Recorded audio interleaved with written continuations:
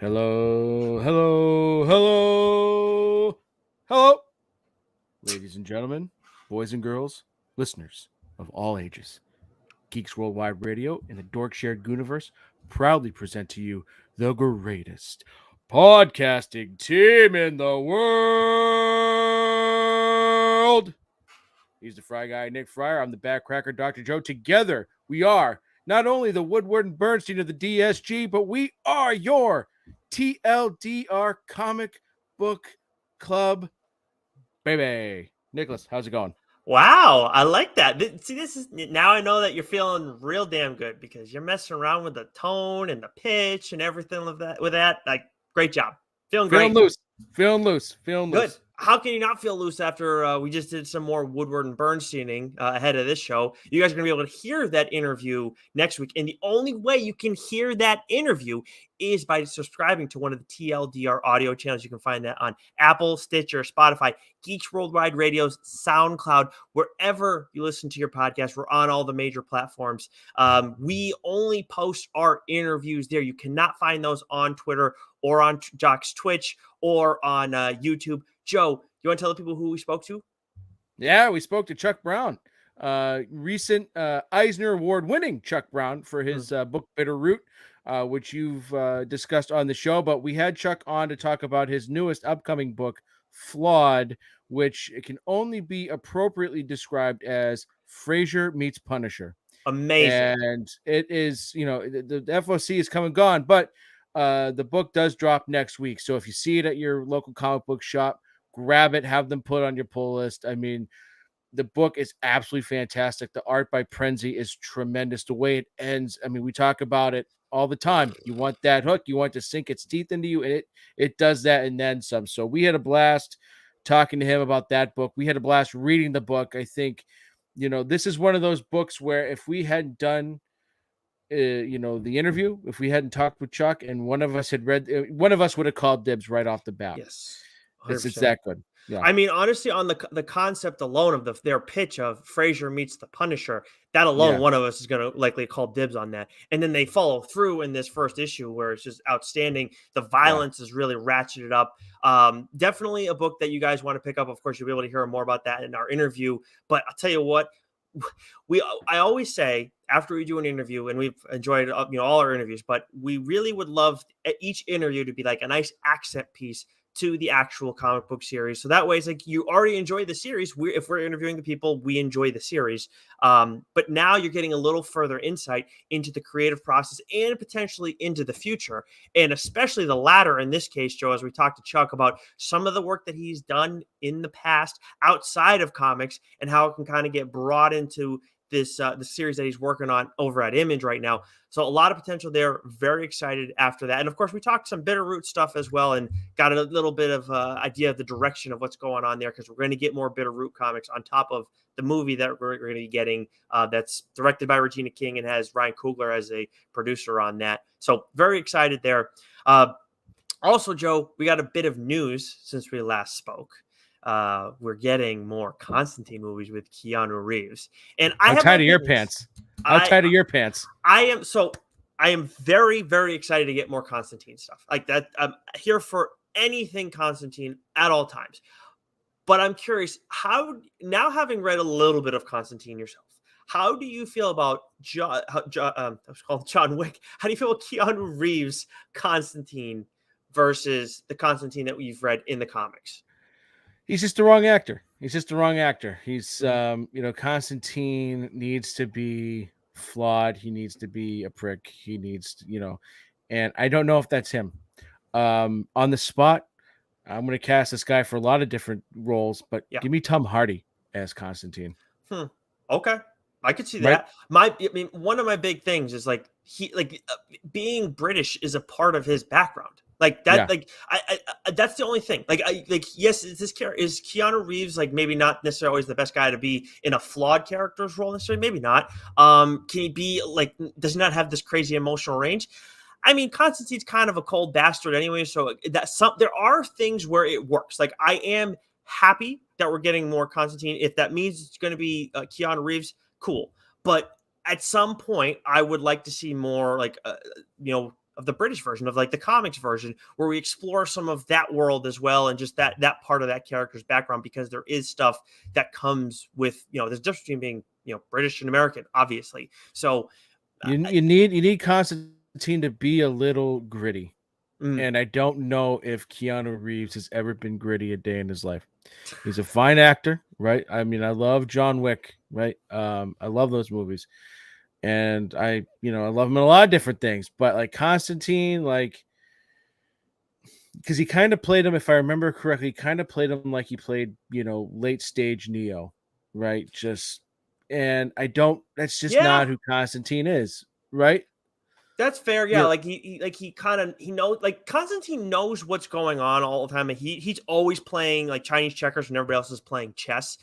But at the same time, like there are moments where he doesn't know what's going on, or he makes incorrections. He at least thinks he knows what's going on at all right. times.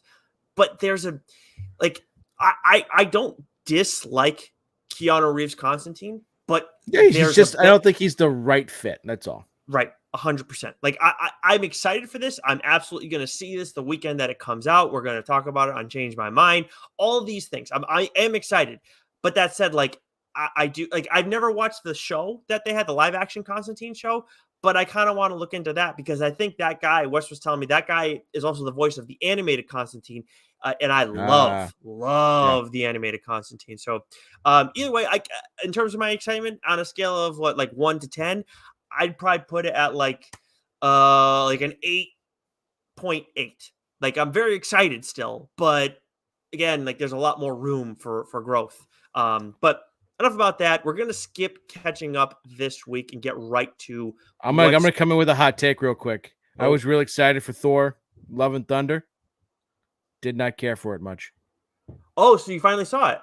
I did. Oh, I watched it on the Disney Plus. I don't The think last third it's of a hot the take. last third of that movie was fantastic. The Mm, first 2/3, not my cup of tea. the humor was not your. Yeah, I could see that. I can absolutely see I where that love humor's Taika not your thing. Waititi. That's the thing, is I love Taika Waititi movies. I love, Jojo Rabbit. I loved the Ragnarok, right? I loved What We Do in the Shadows and all that. Mm, But there was something about, I think, like what we loved about Thor and Thor Ragnarok. I felt was overly exaggerated for most of this movie, There's no right? question that Taika was allowed to go full Taika in I this. think he went beyond full Taika, and I think if he had just reined it in just a little bit, because I know this has got nothing to do, and this is sort of unplanned, unplanned banter, but like I think what we loved about Thor in Thor's journey from Ragnarok on was that he did have more personality to him, right? And he did sort of have that humor, but we still need Thor to be a leader. We need him to be a little stoic at times, I think. And this was just, it was too much self-deprecation. It was too much silliness. I know, I thought the last third of the movie, like the tone he struck with Thor and everyone else, I thought the way that movie ended, like that last arc, that last act there, I should say, I thought was great. That was the strength of the movie, hands down. And the scenes with Gore, the battle scenes with Gore and all that was great. But I just wanted to, because Mm, we hadn't talked about that, yeah. and I really think that the pandemic, like Marvel and the MCU, they just didn't handle the challenges that the pandemic posed on them. And it's not their fault, but they just, like, phase 4 to me was a major letdown. Mm. I mean, I don't think you're in the minority on your Thor take. I don't think you're in the minority on your Phase Four take. Um, I do think that when you talk about like the larger moving things forward with the MCU, I think I'm kind of there with you. Like there are things that they did that are fun, and absolutely, I've enjoyed a lot of it. But when we talk about kind of taking that larger step, what do we really have so far? I mean, we have Loki, and then we We have had like Loki. right, but like what happened in Loki? I mean, like in the show, Right. Yep. that moved things forward. I would say, kind of WandaVision with Doctor Strange, but even then limited in that sense. And Spider-Man 2 was it was baby steps there. Loki was the only Spider-Man was obsolete. You didn't need Spider-Man. You could take Spider-Man out of this completely. Well, I mean, that brought in the multiverse before Doctor Strange did, so I guess I'm just giving them credit first. But Right, America Chavez and Strange, but that's it's all minor steps outside of Loki, and even then Loki, it took until, was it the last episode or the second to last episode for them to do that? right. So But when looking back on it, is that but you don't even need that introduction of the multiverse from Spider-Man, because you could sure, just start Doctor Strange and you got with the introduction of America Chavez, she does a better job at introducing the multiverse than anything you got in Spider-Man. sure, yeah. But I love. What did you like? You like that Spider-Man though, right? I did like Yeah, Spider-Man. yeah, yeah, Yeah, but yeah. out of all these movies, like Phase 4, like the biggest thing, and you're right, it was from Loki. It was the introduction of Kang the Conqueror, Mm-hmm. which in the grand scheme of things, because that was a 6-episode show, and that comes at Yep. the very end. That was essentially just a mid-credit scene. Yeah, pretty much. Right? Yeah, Right? it's great. Because it It was wasn't great stuff, but but it wasn't like the major arc of the season. no, Right? no, it wasn't. But I think that's too like we look at the DSG and how they feel about the rest of the group, how they feel about Loki. Like where I'm in the minority. Like that's one of my least favorite things that we've gotten Yeah, from mine Phase too. 4, because yeah, in terms of moving things forward, the larger MCU, yes, it definitely did more than anybody else. But from a storytelling perspective, it's like how much Well, did it and actually? Hawkeye brought in Daredevil, and more importantly Kingpin, but Hmm. we won't see those guys in the MCU. They're going to stick strictly TV with that. So it's like at the end, like we got Kang, that's big, but Well, it took how many properties, right? yeah. How many hours of TV show, how many hours of movie, and Phase 4 gave us Kang. Albeit it's big, but like still, we're no farther. We're no, we're not really, that much farther into the weeds. I think what they have for Phase 5, you know, I've got high expectations. Not like I've let my expectations from Phase 4 dissuade me from what's coming out next. I'm Hmm. very excited for what's coming out next, because I think now they've been able to plan for that, and they'll have a full head of steam, and they won't have a pandemic sort of setting them back and delaying this and delaying that and all that. Hmm. So, but to me, I just thought Phase 4 was mostly useless.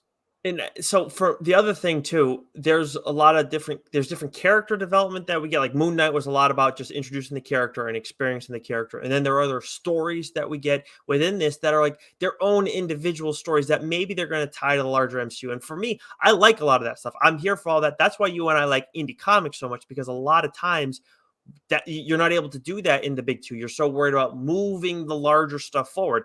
But the thing is, with the MCU, as much as I'm here for getting those smaller stories, and you like some of those smaller stories as well, you have kind of in the MCU, you have set this precedent that we're not going to do all these like little individual things. We're going to do everything has a larger purpose to the greater story that is the Marvel Cinematic Universe, and that's where, while I'm fine with what we got in Phase 4. Like, could it have been better? Yes.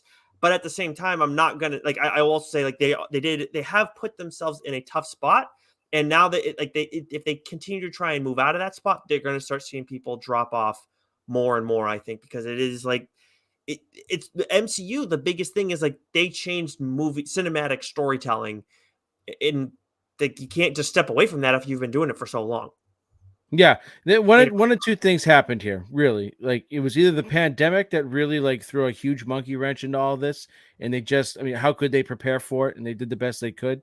And again, that's fine. It just didn't come out the way maybe they had hoped, or they were resting on their laurels, and this was their plan, regardless of the pandemic. Which that scares me a little bit, hmm. right? Because now you might start to run into a Star Wars problem, right? Where it's like, oh, it's the name, and we're just gonna pump it out there because we know people will watch it, and you're not gonna put in the level of storytelling, right? So But it's not nearly. I mean, look, like I understand you I'm have not saying it is. I'm just not even saying, close like, to that. out of the two scenarios, my feeling is it was just okay. The pandemic just really caused a lot of chaos, and they'll rebound and they'll be fine. I'm just throwing it out there, like, if for some reason, like, no, it's just Marvel resting on their laurels. And if Phase 5 comes out and again is kind of fails to deliver or just kind of be meh, then they get a serious problem. I So, okay, from a larger concept, I agree with you. But for me, in terms of viewer perspective, I'm going to still be there. Like if they do The more of this, like content's good, but like, I mean, think about everything that led up to Infinity War. I mean, sure. again, that's like, okay, we can't sit here and expect the Patriots to have another 20-year run like they just had, right? Hmm. It's impossible. Like the bar is set so high, you know, but like, again, like with Marvel, I feel like that's more in their control. Like they set the bar Sure. high. They can Sure. get that's not like, okay, it's not like DC's giving them a run for their money or anything Right. like that. No, I agree with you Right. 100%. I It's just I it's just don't want them to fall into that trap that sort of Star Wars has fallen into, you know. yeah, let's see. And Outside of the Mandalorian, it's like yeah, but I think see, I don't think they'll ever turn into Star Wars because like Star Wars like I understand the gripes that come with Star Wars. I do. But again, like we always are suckered in because we like the universe, all this different right. stuff that's there, the potential and everything.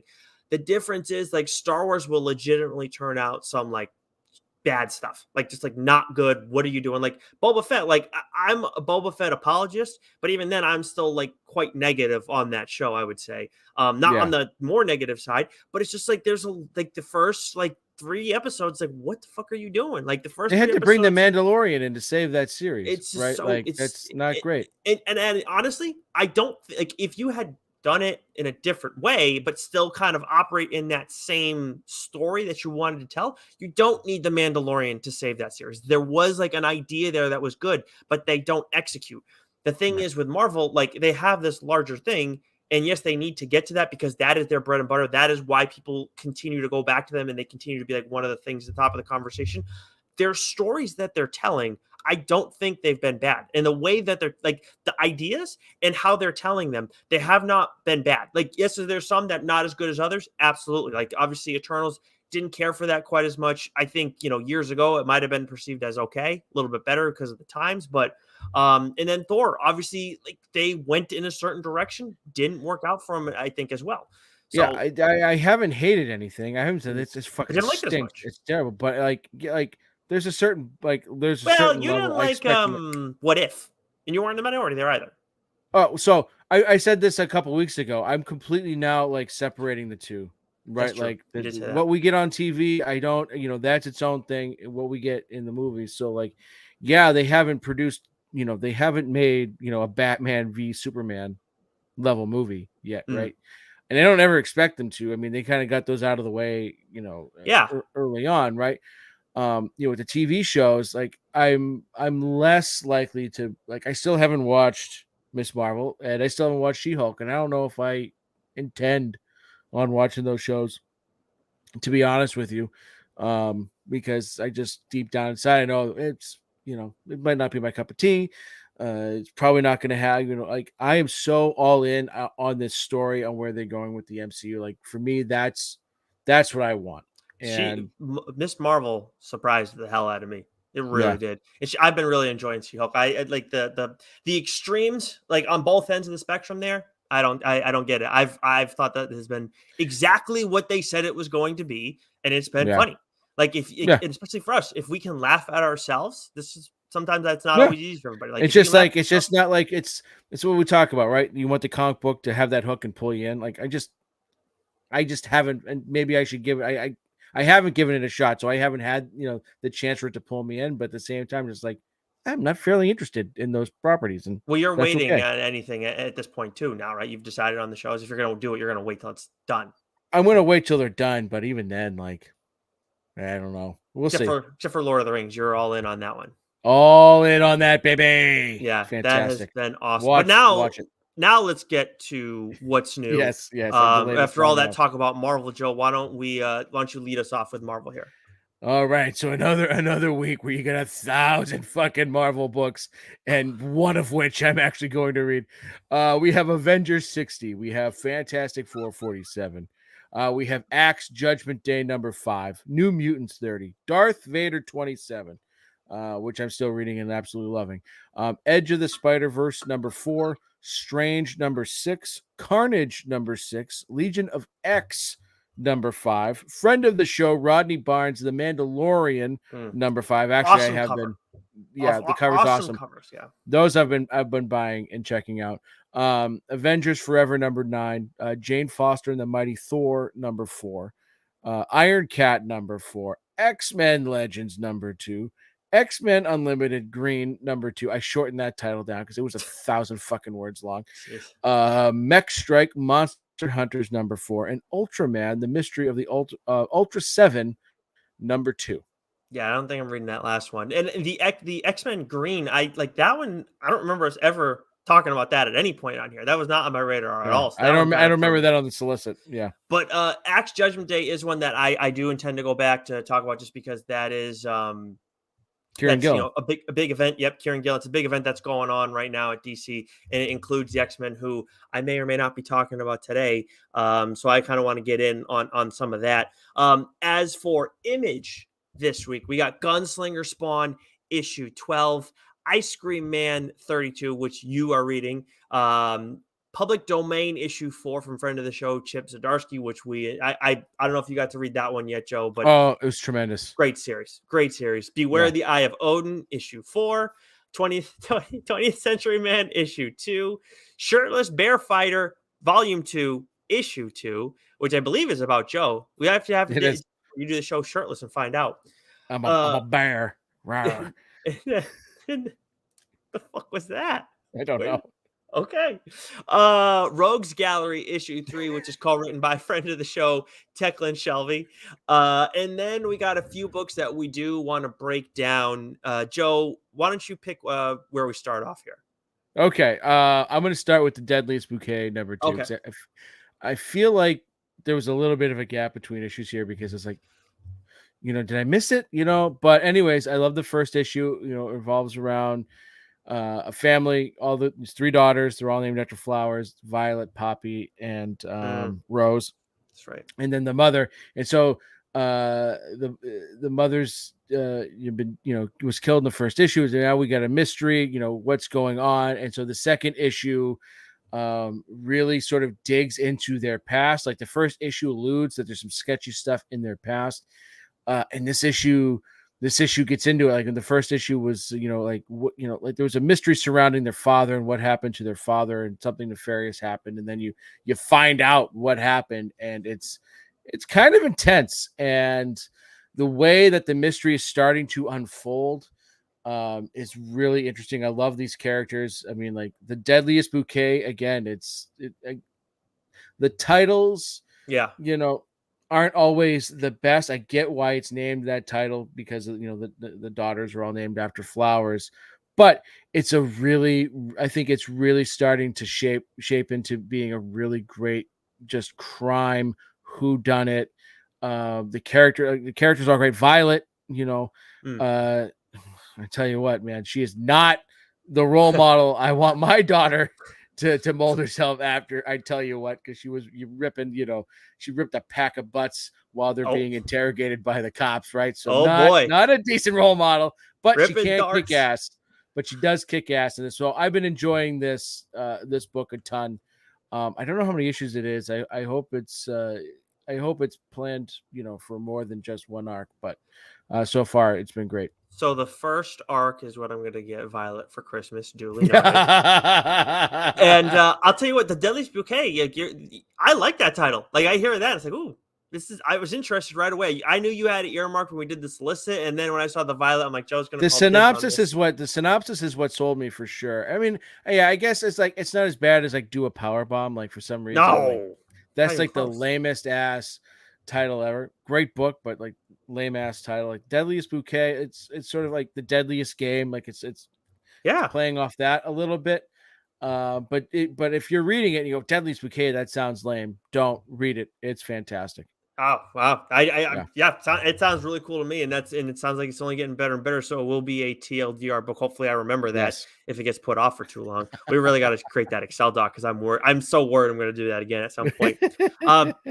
Another book from Image that came out this week that I wanted to highlight: Radiant Black issue 18. Of course, every time a Radiant Black book comes out, we're pretty much taking time to talk about it. Not just Radiant Black, but also within the Massiverse, just because it's some of the best stuff in comics right now. It's not just limited to the Radiant Black title. Radiant Red was great. Rogue Sun might be my favorite thing out there, period. The Dead Lucky's just getting started, and that's been really kick ass through a couple issues as well. Radiant Pink's going to be coming out soon. Yep. That's right. With friend of the show, Melissa Flores, who also wrote Dead Lucky, doing that as well. So very excited to see how that goes. Another arc of Radiant Red, right? So it just keeps Yeah. going.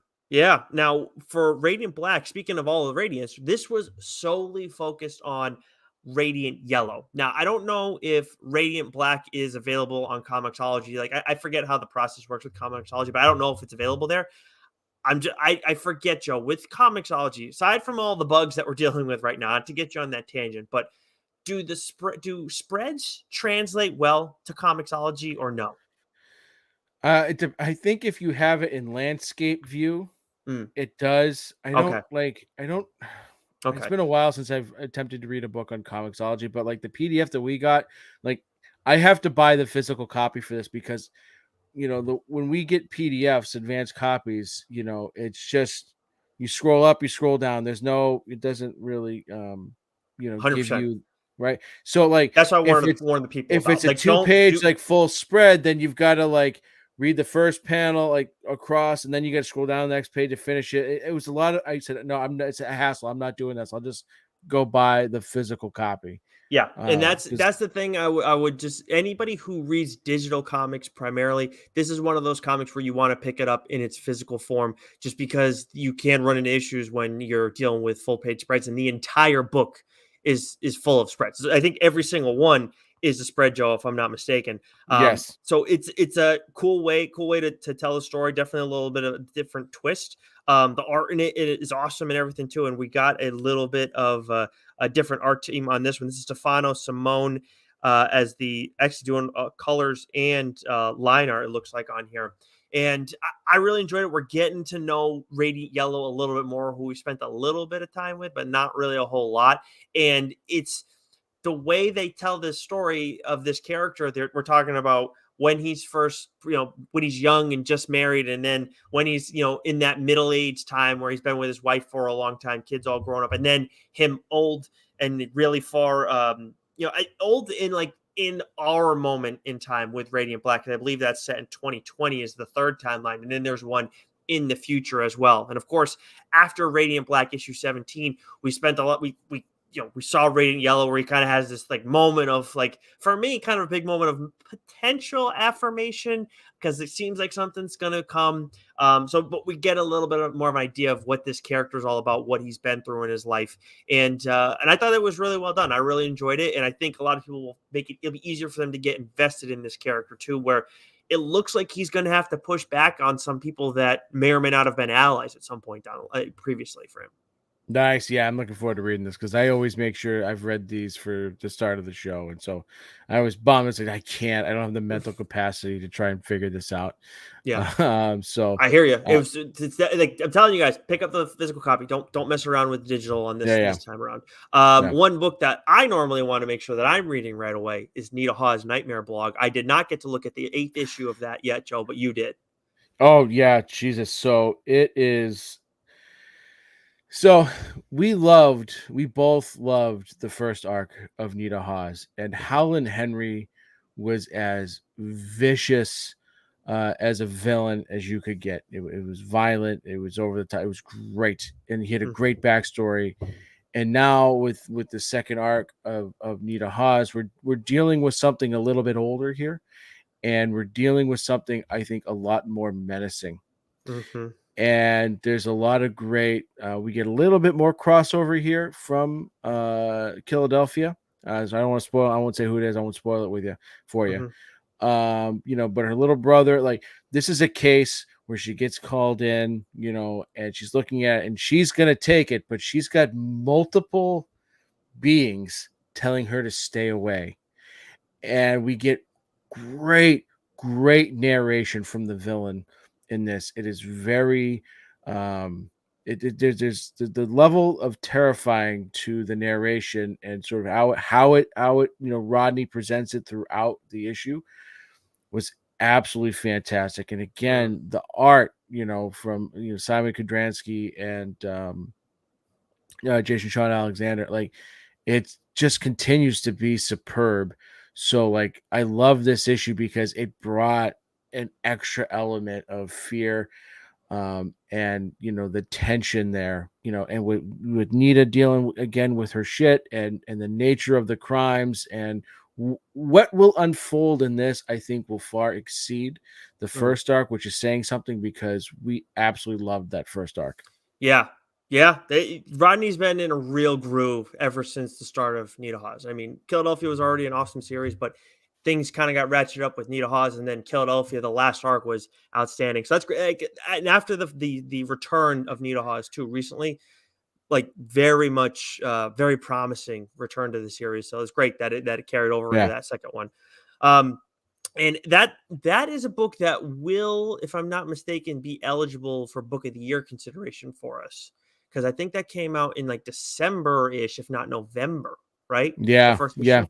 So that's going to make our cutoff. But I'll tell you what, an early favorite right now, because it did come out. The first issue is coming out in September, and I believe our cutoff is October, right? yeah, Vanish issue yep. 1, and that is out this week. We already talked to Ryan Stegman. You guys heard that conversation. If you haven't listened to it already, go check out one of our audio channels. Again, that's the only place you're going to find that.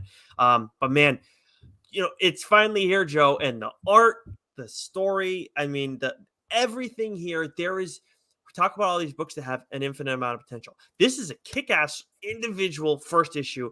There've been a few books that have got me really excited after their first issue for a while. Like we have some that's like they're 10 out of 10. Doesn't happen really often. And this one is absolutely a 10 out of 10. Batshit crazy, loads of potential, really cool character. The concept too, like you guys, like it all seems like, the thing is, the whole time it's like, this is really cool, having a lot of fun, a lot of potential. And then you get to the very end and it's like, wow, they just Right. found a way to take a really cool thing and make it like fucking crack. Yeah, and what they do too is because a lot of times world building can bog a book down, Mm, and they're able to character build, world build, tell a kick-ass story, sink its teeth into you all within this first issue. I mean, yeah. Cates and Stegman absolutely nail it. Yeah, 100%. Couldn't Yeah, agree more. no, It's a must read, and if you are a trade waiter, not the book, not the series to no, do that with. Not a no, chance in hell. no. So very excited about that. Again, go check out that our conversation with Stegman if you haven't already. I might re-listen to it again, Joe, just for the sake of after having read this, and we have to wait longer. I know we talked to him about getting some of those review copies a little bit sooner. Maybe we'll have to follow up on that at some point. But Oh yeah, you didn't email him yet? Come on, son. I did email him. I didn't ask him about that though, but maybe I'll have to drop Yeah, him yeah, a yeah. line. We gotta get that Yeah. pronto. All right, we move over to Boom, and we have your favorite Berserker issue 10 How from is this book still going on? By the way, I feel like it came out 3 years ago. taken. This So came out. This came out at the same time, if not before, the Last Ronin. the last run. Yeah, I think. Yeah, Oh wow. Yeah, I'm not sure. this is a 2020 book. Yeah, it was. It is definitely. There's no question. It's 2020 book, 100%, because Nocterra was also that. But Yeah. like, I don't know, dude. We got Wind, the Throne in the Sky issue 2. Of course, you're reading Wind, James Tynion book, despite your issues with Tynion's recently. Oh, will you stop it? And Stop it! Stop it! all Stop it! new Firefly issue 8, Orcs, the Curse issue 3, and then it looks like we got one other book that you want to highlight, a first issue from Boom. Yeah, Boom, number one. Read it, right? That's the rule. So I forgot this was written by R.L. Stein, and so I'm like, Stuff of Nightmares, number one. Boom, yeah, I'll read it. And then I open it up, and it's R.L. Stein. Oh, is this gonna be like a kid's book, right? Is this gonna be a young adult? Not that I have a problem. I read plenty of adult. The Wind, right, is a young adult comic from Boom. So right away my expectation was low, and then I started reading it, and I go, oh, this is fucking good. Mm-hmm. This is really good. Now, am I gonna put it up there with the top horror books that come out? No, but the premise of the story is absolutely fantastic, and the art is great. It's very macabre, and I think it's just got that classic R.L. Stein feel to it without feeling like you're reading a children's book. You know what I mean? Or like a young adult, Nice.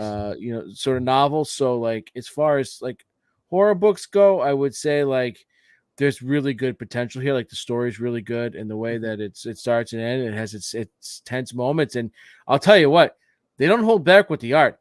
There's some gory panels in here. So like this is Ooh. like this is not something like, oh yeah, this is a book for my nephew Patrick. I think he'd enjoy it. Like Nick, I'd say go read it. I think you'd enjoy it. Okay. Rich Keefe. I think you might enjoy this. It might be a good book. Mm. It's just the first issue. I've liked what I've read so far. It's not to say, I don't know how many issues it plans on being, but I gotta say, I was pleasantly surprised. And obviously, ideal timing on their part, deliberate timing on their part to bring spooky book out, get Oh that started yeah, right before Halloween, which we'll be yeah, doing some spooky stuff. We've been talking about that off air when yeah. October rolls around. We do have other plans in the works, but we'll definitely be doing some scary stuff then. But yeah, I'm interested. So you're playing nice guy here and not calling dibs. Yeah. I don't Okay. know if it's a TLDR book, but I think it's a good one. Check. I think you'll enjoy it actually. Nice. All right, I will Yeah. give that one a look because that way, seeing anytime we're seeing, pros thrown into the mix, like I'm the one that say all the time, like let's see some prose stories turned into comics. It's happening right here, so I got to follow through on that. Plus, No. it's a boon number one, and that's the doc rule. It's a TLDR rule at this point. I think it is. Also, speaking of reading first issues from a certain publisher, AWA. We don't have a first issue from them, but obviously AWA issue ones we always want to give a look. Absolution issue 3 is out this week. From Dark Horse, we got Star Wars Hyperspace issue 2, The Lonesome Hunters issue 4, Shaolin Cowboy Cruel to Be Kin issue 5, Frankenstein New World issue 2, Pearl volume 3 issue 5, and then Parasomnia The Dreaming Gods issue 2 from friend of the show Cullen Bunn. So see what Cullen Bunn did here with this title. That's how you do like second arcs, right? Hmm. Or you just call it like this Pearl 3 number 5. It's a fucking terrible way to do it. Call it Pearl, give it a name, and then issue 1, issue 2. Not this. Too many fucking numbers. I hate Yeah, that. Drives me yeah, nuts. I hate when they do that. Just like yeah. Parasomnia, The Dreaming Gods, number 2. Boom. It's a second arc to Parasomnia. Perfect. Makes sense. Keep it It's rolling. almost like Colin knows what he's Yeah. doing. No Yeah. shock though that he's doing a ton of stuff at over at Dark Horse right now. He's got some of the best, like wherever he's doing work, some of the best stuff that Hmm. company has. But Dark Horse right now, Colin might have the best stuff going over at Dark Yeah. Horse. Obviously, Shock Shop we And talked to him. Aftershock too. Yeah. Yeah, and after oh god, I love when he does one shots. Those are some of my Yeah. favorite things that he does too, because Yeah. he knows what he's doing in just that one individual story, and that's kind of what Shock Shop is as well. But why don't you take us through all these other indies that we have before we get to DC? All right. So from IDW, we have Usagi Yojimbo number 31 and Crashing number 1. From Dynamite, we have Samurai Sonia number 4 and Lady Hell number 2. Source Point Press, we have Little Red Ronin number 3 and Heaven's Rejects number 1. From Titan, we have The Rivers of London, Deadly Ever After number 4. Speaking of Aftershock, we have Where Starships Go to Die number 4. Mm, Valiant, we have Bloodshot Unleashed number 1. From Vault, we have Quests Aside number 5 and Barbaric Axe to Grind number 2, which you discussed Barbaric on the show last week. so good. Love it. Skybound, we have Walking Dead Deluxe number 47 and Manifest Destiny number 47. And then finally, Mm, here's the tip as to which company I'm starting, the issue off with. We have DC. So we have Flash 786, World's Finest number 7, Catwoman 47, Dark Crisis Young Justice number 4, Batman One Bad Day Two-Face, mm. Deceased War of the Undead Gods number 2, DC versus Vampires All Out War number 3, Black Adam number 4, You Want to Feel Real Old, Harley Quinn 30th Anniversary Special number 1, let's see, Looney Tunes number 286, and then we have Nightwing 96. You read this one, Nicholas? You read I this? did You hear not. about this? No, I started reading it, but then I got. Yeah, I know. Yes, I know you were. Yes, I understand. H fucking Christ! It's the book of the week. Is it? It's the book of the week, Nick. Oh Yeah, wow! Over yeah, Vanish. Okay. yeah. Well, yeah. Vanish was awesome, but I think because we've been reading, the Nightwing story and where that Mm. arc's been going. Like, remember the last issue? Like, how is Tom Taylor going to land this fucking plane? Boy, howdy. Boy, fucking howdy. Holy smokes. Absolutely Damn. tremendous. Okay. Batman the Knight, number 9. We got introduced to Ra's al Ghul in issue 8, so we get more of that in issue 9. And that was another excellent issue. That'll be wrapping up soon. Got a couple more issues of that left. And then One quick thing before you go to the last thing, yep. because there's the reason we want to go to that last one. DC versus vampires. That's something I said I was going to do around Halloween. I hate when this happens. Like, that first arc's been done for a while. They're doing a lot of extra stuff. Totally something that I could have done on the show today. Total oversight on my part. So that's a book in October. That's got to be the first one I talk about, because at least the first arc's done. It's a limited series and everything. I'd like to have it all wrapped up, but it's something that I got to dig into, because it's definitely worthwhile, definitely TLDR worthy. So massive oversight on my part for today. I'm a little pissed about that. I got to keep a better log. But anyways, Joe, Yeah, you'll figure out your deal. You'll figure it out. I mean, I had all summer to fucking do it, but. But lastly, from DC this week, and actually what I will be discussing on the show today, is Fables issue 155. Yeah. 155. Wow. Holy shit, that's a lot of goddamn books. Yes. So, Fables originally ran on Vertigo Comics from 2002 to 2015, and then has recently been picked up by DC Black Label, because I believe DC bought Vertigo. They own it, and then they just turned it into that now. So yeah. So that's been picked up. It's gotten started again this past year. So they're already, I think they kicked things off with issue 151. So they're already 4 issues, into this new run. But the primary writer for Fables, Bill Willingham. There's been a couple of different artists, but mostly it's been Mark Buckingham, Steve Lailiola, just to name a few. There's been, some others that have, come and gone. Colors, primarily Lee Luthridge, with letters primarily by Todd Klein. Synopsis: when a savage creator known only as the Adversary conquered the fabled lands of legends and fairy tales, the famous figures of folklore were forced into exile. Disguised among the ordinary citizens of the modern-day New York City, these magical creatures created their own peaceful and secret society called Fabletown. But when Snow White's party girl sister, Rose Red, is apparently murdered, it's up to Fabletown Sheriff, the reformed Big Bad Wolf, better known as Bigby, to find the killer. Bigby, who we heard about Bigby and Batman, Wolf and Gotham, which we joked about, but now we know where that all came from. Right. And so this was recommended to us by Rich Keefe of the Dork Podcast, friend of the show, and who recently declared me the Stein hoisting champion again for 4 times running. But he's who's keeping track. He's been talking about this book for a bit, and I was going to do it on the show a little while back, and then we kind of got a slew of interviews, so we had to push it off a bit. But man, this is such a great concept for a comic, and is a great comic. The art, is absolutely tremendous, and like 155 issues, like that's no joke. Like, we talk about, like, we were talking to Chuck Brown about, will there be a second arc to Flawed? He goes, well, if it sells well, then hopefully we'll do that. Now, Vertigo at the time, this was one of the bigger things. They were able to keep it going, but that's nothing to sneeze at, right? No, Saga is only 50 something issues long, and that feels like it's ginormous, right? I mean, how many issues are there? Was the Walking? I mean, we're approaching Walking Dead territory here. with this, 100%, right? Yep. So, I'm very, very thankful that Rich, sort of suggested this book, because it's been a fun read, and I can't wait. Like, I'm only a few arcs in. I've got a long way to go, but this is one of those things now where you can just sort of chip away.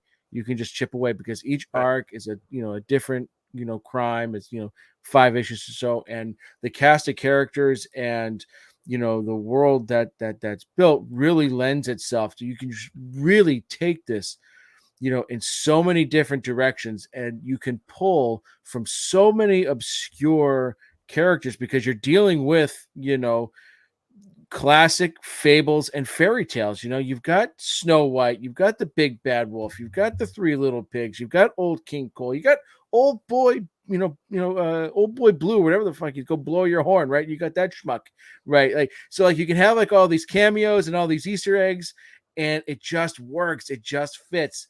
And what's really great, especially about this first arc, is that it's revolved around a murder mystery, right? Hmm. And it's fucking trim. It's got a very Sherlock, Holmes, feel to it. And so, the premise, as sort of, talked about in the synopsis a second ago, is you have these fables living amongst what they call the Mundies. It's short for mundane, the mundane people, the normies, if you will. But they've got to work real jobs, and they've got to, like, Big B, he's got sort of a magical disguise where he looks, he's human, because you can't have a werewolf walking around in New York City. It's gonna, Hmm. it's gonna, Bit of tip an issue. people off. So like, it's really hard for them. They have to work really hard not to expose themselves. And like Fabletown is just like an apartment complex on the Upper East Side or whatever, right? And they've got a doorman, and it's just like it's its own like universe in through there. So like it's like it's a really cool concept, and it's a Huh. lot of fun. But and again, like I said, it's revolving around a crime story. So you got this like really grisly crime scene, to start the series, and trying to figure out, it's a who done it, right? Who doesn't love a good, who done it? And so I Never got absolutely done. love that. Right. It's right. And the second art revolves around, it appears as revolving around a revolution of sorts, because like characters that are animals, like the three little pigs, they can't be walking around talking like, Mm. Babe. So they like ship them up to a farm. Like, what happens, your cat, oh, we sent them to a farm in upstate New York, right? That's what Mm. they do. And so all the animals, they ship up, they ship up to upstate New York, and then they're going to be dealing with their own shit. So it's like each arc is its own self-contained thing. But I just thought the writing was great. The art, has this sort of classic, like, you don't have kids that you know of, but Mm. like I bought a bunch of like fairy tale books for Violet when she was little, and so they have that sort of old timey sort of fairy tale type art to it, like Mm. almost like that silver age of comics sort of feel. Like, okay, comics you would have read like the 40s and the 50s, that like that art style isn't necessarily for us, but it's been modernized a bit. So it's got that fairy tale kind of feel to it, but it's not as off putting as some of those old books, tend to be. Hmm. Hmm. And it's just, I just can't say, how fun, but also how just engaging and engrossing the story is. So, a lot of the prime characters, in this first arc, it's like I said, Big B, he's the big bad wolf. He's the detective leading the case, trying to figure out you know, who killed Red Rose, right? And what went into her disappearance. And he's very Sherlockian, with his approach. You've got Snow White, who is the second in command of Fabletown. Old King Cole, he's the big cheese, but she's second in command. She's Rose's sister. And so she's heavily invested. She's a no nonsense broad. Doesn't take shit from anyone. You've got Jack. This is maybe my favorite character, Jack, from Jack and the Beanstalk. He's Rose's boyfriend, and he's the prime suspect. But no one fucking likes this guy because he's a con artist, right? So like the, Yeah, the he the is. Yeah. interpretations of these Yeah. characters, right? It's absolutely I fantastic. like Rose that one Red, a lot. obviously, is Snow White's sister. She's the victim. Her past is of being like a real wild child. Mm. Um, Prince Charming is also a great character in this because he's a real man whore and scoundrel, Hmm. and he's using his charming ways to just like get into girls' pants. And so he provides some good like comic relief, some good humor, some good levity, in the story. And then just a couple of the other characters you got mentioned. King Cole, he runs Fabletown. You've got Bluebeard, Beauty and the Beast, which again Oh, provides a little bit of comic relief in through this. So it's a really fun series. I can't wait to just dive in. It's just gonna be one of those things where I just kind of chip away yeah. over time, because you can read 5 issues in no time flat. So Highly recommend, because it's just like it's taking a great twist on a lot of those characters that we all know, we all grew up with, and is perverting some of them, is making some really badass, but just the approach and the fact that like you got murder mysteries in there, you're gonna have revolutions, all these different types of stories. Just make it for an absolutely fantastic read. The bones we talk about all the time, like it's their money, but it's also like at the center of like the way that the concept they developed here, and where they just twisted all these characters around a little bit. You have infinite amount of potential. This is like Oh yeah. like no shock that it's gone on for so long, other than like continuing to sell well and everything like that. But in terms of having this many stories to tell, it makes a Yeah, ton of sense just because it's it's like infinite. Yeah. yeah. So awesome, and this is available on Hoopla too, right? Available in Hoopla. That's where I've been reading it. I've been buying the Black Label issues as they've been coming out the Hmm. past couple months. I may have missed one or two, but when I see them, I grab them.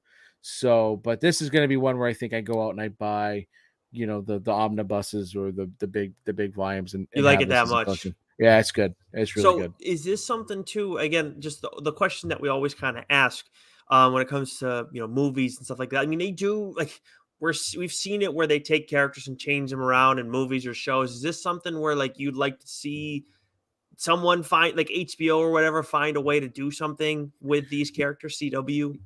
Yeah, because it could be fun. You could, make an arc a season, right? Mhm. Or you could combine a couple of arcs into a season where you've got the main plot and the subplot, right? And it's maybe dealing with a couple different storylines.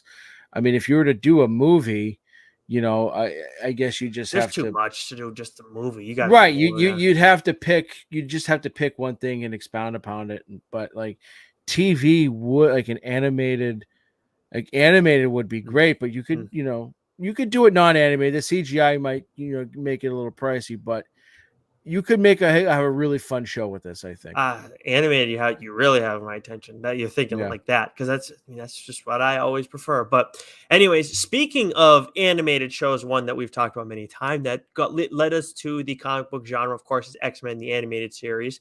And I am talking about another X Men book today. And for those who maybe you're listening on the audio channel and you're seeing the title and wondering, why the hell is Nick talking about X-Men Red again? This is not the Tom Taylor series. This is the ongoing X-Men Red series that started in 2022. This is written by Al Ewing, artist Stefano Caselli, colors Federico Blee, and letterer is VC's Ariana Mayer. And obviously, there's a whole lot of stuff going on with X-Men right now. And Joe and I will talk about it here and there. Obviously, you Joe, are reading the main X-Men line. I've been reading this one. I don't know. Did you read the first issue of X-Men Red as well? No, I did not. No. Okay, you did not. So I called dibs on this one straight up. And then there's Immortal X-Men 2, which Kieran Gillen is writing, which I'm a little bit behind on that one. But another book that seemed to be TLDR worthy right off the rip. That first issue was outstanding. This one was awesome. And the thing that really stuck with me, and I believe I mentioned to you at the time, there was the splash page of the Oh yeah. final issue was amazing. And I don't want to jump ahead on things, but I will get back to that in a short bit. The big thing with this series is its cast. But again, jumping ahead, there are 6 issues so far. This is ongoing. The seventh issue is out next month. Of course, there's a lot of Judgment Day stuff going on. But you will be able to, as long as you have like that ancillary knowledge of what's going on with Krakoa and everything like that, you're gonna be okay. And this does take you through some of that stuff. But let me read the synopsis for that first issue before I jump ahead. Who can save the Red Planet? The mutants of Araco spend millions of years scarred by war. But on what was once called Mars, they're learning to live in peace. Storm knows the Red Planet needs something greater than a queen, but Abigail Brand has other plans, along with an unstable Vulcan on her side and Cable keeping his own secrets. Welcome to X-Men Red. It's a new world, and someone has to fight for it. So, for those who don't know, Mars now, the inhabitants of Mars are the Iraqi people who are like mutants, like the X-Men, but they don't have the access to the same revival, not technology, but powers, whatever it is that they have on Krakoa. And that is an important thing at the course of this conversation, especially with one of the characters in particular, who I'll touch on in a little bit. But now you have Storm entering the mix, and then these other characters who are they are identified as Krakoans by the Iraqi, so they're not their people. When in reality, they've made the decision to move on from Krakoa and now go and live on Mars with among these people. Storm, in the course of everything that's gone on with Krakoa, is now in charge of things over on Mars. Although, like it said in the synopsis, she does not want to be. She's technically the queen of Mars now, the queen of the Iraqi people. But her whole thing in the first issue, one of the things that really stood out, she's like, there are no thrones in Morocco. Like, she's done with that, not messing around. And she is. There are a bunch of different characters that are focused on in this, but Storm. This is a Storm book, 100%. I would say Storm, Magneto, and Sunspot. Abigail Brand is kind of puppeteering things and seems kind of like the larger villain in a way, although she's still like also like I don't know. Villain seems too strong a term, but then we have Vulcan who's at the center of it all too, and Cable has his role to play. But those three first characters, Storm, Magneto, and Sunspot, and for Storm especially, over the years, I've always loved the Storm from X-Men the animated series. That look, the white all white outfit, the full head, like instead of the mohawk that a lot of people like, she's got the full feathered out hair and everything like that, and she really looks like, in my opinion, like a goddess in what she is. But people have talked for a long time about like how they love Mohawk Storm, how cool that was, and I'll tell you what, X-Men Red Storm does have a mohawk, and I have never seen her look so metal and look so fucking badass. This is my Storm now. This is the look that I always am going to want from here on out. Storm. She looks so cool, and Storm is a character that I've always liked. I've never loved Storm. Never been like, Storm's at the center of this. Like we talk about the Gambit stuff that's going on right now and how that's a little frustrating, obviously for different reasons. But with Storm, she's okay, cool. She's in the mix. Storm has a presence about her. But now in this series, her presence is taken like, because it's so heavily focused on her, because she's technically the queen in this thing, man, she's just like, everybody's like yammer, saying all these different stuff. And there's always that, there's sometimes that one person in the room who's like, just let everybody talk. And then, okay, you're all done. Now it's my turn to talk, and it's bing, bang, boom, very efficient with what they have to say, but they say a lot in those moments and they get a lot done. That is Storm. And don't get me wrong, she's always kind of had that way about her, but now it's like there's a different level of like, I guess, command to every single thing that she's doing. And I am beyond impressed with how Ali Ewing is writing this character right now. So she's like to the point where like I haven't looked, but I kind of need to start looking to see if there's a Storm action figure from this X-Men Red series, because I love the way she's going about her business. I love her look. So if you liked Storm at all before, I think you're going to love this series. Even if you just kind of liked her, because she's done so well. Magneto is a big player in all of this too. And obviously he's had a lot that's happened to him. And there's a reason that he's living on Mars now, because of all the fallout with Moira and everything. And we saw a lot of that with Wolverine and Inferno. We learned, Magneto, or the Quiet Council learned about what was going on with Magneto. And man, he gambles a lot in this series, and he really doesn't want to. He's like, just, I'm done. Like, I don't want to do all this stuff, but like Storm came to him and she wants to form, again, this first issue, so we kind of spoil a little bit first issues when we're doing this, but Storm wants to form, Arako's Brotherhood. Brand wants to go and have their X-Men. She wants to make the Brotherhood. So that's where she's got Sunspot in the mix, and she's got Magneto. And that's why those three characters are kind of at the forefront of everything. But man, there's a point where Magneto is asked to get involved in Arako's version of the Quiet Council, and he has to do some shit, man. And it's all technically above board, but man, it's like, this is what you want from Magneto, man. It's like he's got to do the shit that has to get done for the betterment of everybody, and like there's a little bit of reluctance as much as he still wants to do it. It's awesome. And Sunspot, a character who I've always thought, maybe not, whatever, doesn't move the needle for me. It's been really solid in this series, to a really good number 3. Just on these characters alone, I think that you can like that is worth the price of the book. And this is essentially like you're dealing with the same larger issue of what's going on with Brand and how she's trying to, control things from behind the scenes and make her own X-Men team and have that kind of be the police force of Mars in a sense. Whereas Storm's kind of trying to work with the people, be about the people, and represent them well and take care of them and aid them in the moments that they need it, whether that be through decision making process and government, or they have like this invasion happen. I think it was in the first issue, if not the second. And instead of just like saying, hey, everybody get out of the way, we're going to take this on as the Brotherhood. No, they work with them and empower them and then take down this invasion that's happening and kind of nip it in the bud, while the X-Men as the police force in this instance kind of look like a bunch of jackasses. So that's kind of, so you have this larger focus of what's going on with Brand, and then Storm kind of trying to build things up and not be the queen, but also be a leader in a way too. And still it's each issue is dealing with like its own kind of story. So there's a larger thing going on, but it's not just focused on that in every individual moment, if that makes sense. Yeah. No, this is. I mean, I know everything you talked about because it's been in either. It was either in Powers of Wolverine. Oh yeah, 10 deaths and X 10 or deaths or and, X Live, 10 Live, yeah. whatever it was, like Percy's, Wolverine event, and then the mainline stuff with X-Men.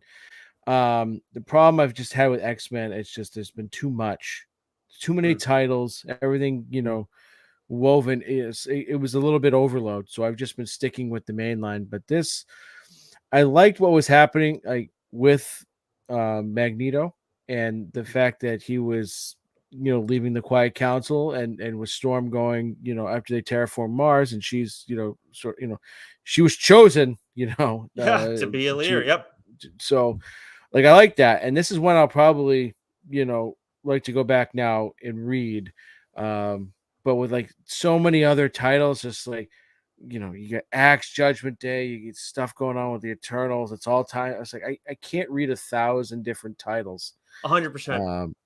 So I just got to pick and choose here. But at least what the main line does is it gives you enough information. So if you wanted to go off and read some of these other books, you'd have a basic idea of what was Yeah. going on. And that's why X-Men Red was attractive to me, because it's like, okay, it's set in this world, but at the same time, it's also, we're separate. We're over dealing with the Mars stuff. So while we're still seeing stuff like that's Krakoa related, absolutely, like Xavier, we see him pop up. Obviously, we have Vulcan, who's one of the Summers brothers. We see, Cyclops pop up, all this different stuff. But this is still kind of a sidestep. So you do deal with some of those issues, but at the same time, it's your own, it's its own planet, its own like ecosystem that you got going on here, that Storm is primarily worried about. So basically you're looking at everything, all the major issues through their lens, and then they also have their own issues that they have to address. So it's one of those where if you like Storm at all, it's you're gonna like this one a lot.